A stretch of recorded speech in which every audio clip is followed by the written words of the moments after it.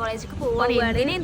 System handle ചെയ്യാനായിട്ട് പോകുന്നത്. Group വന്നപ്പോൾ ഞങ്ങൾ ബസ് ഇവിടെ വന്നുകൂടെ അപ്പോൾ ഞങ്ങൾ പോട്ടെ ഗൈസ്. ബൈ. ഹേ ഗൈസ്, അങ്ങനെ ഞങ്ങൾ കുറച്ച് പേര് ഞങ്ങൾ കോളേജിൻ്റെ അടുത്ത് തന്നെ രത്തിനം കോളേജ് എന്ന് പറഞ്ഞ കോളേജിലേക്ക് പോവുകയാണ് കേട്ടോ. ഒരു പ്രോഗ്രാം ഉണ്ടെന്നൊക്കെ പറഞ്ഞിട്ട് എന്താണെന്നും പറഞ്ഞിരുന്നില്ല. അവിടെ ചെന്നപ്പോൾ രജിസ്ട്രേഷൻ കാര്യങ്ങളൊക്കെ കഴിഞ്ഞ് ഞങ്ങൾ ഉള്ളിൽ കയറിയിട്ട് ഒരു സെമിനാർ ആയിരുന്നു സംഭവം. അങ്ങനെ അതൊക്കെ കഴിഞ്ഞ് വൈകുന്നേരം 4 മണിയപ്പോൾ ടീ ടൈം ആയിരുന്നു കേട്ടോ. അപ്പോൾ പോണ വൈകി ഒരു കൽക്കണ്ടുണ്ടായിരുന്നു കേട്ടോ. അതൊക്കെ ഞങ്ങൾ എടുത്തു.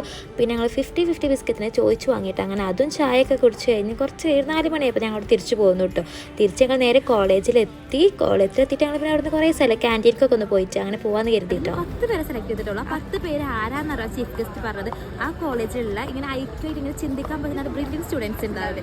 അപ്പോൾ ഈ പോയി ആരൊക്കെ കണ്ടിട്ടില്ല. അപ്പം ഞങ്ങൾ വ്ളോഗിൽ കണ്ടിട്ടുണ്ടാവില്ല. അവരാണ് ഞങ്ങൾ അഭിരാമിത്തെ അതിൽ പെട്ടവരാണ് ഞങ്ങളും. അപ്പോൾ ഞങ്ങൾ ആരാണെന്ന് ചോദിച്ചാൽ ബ്രില്യൻറ്റ് സ്റ്റുഡൻസ്.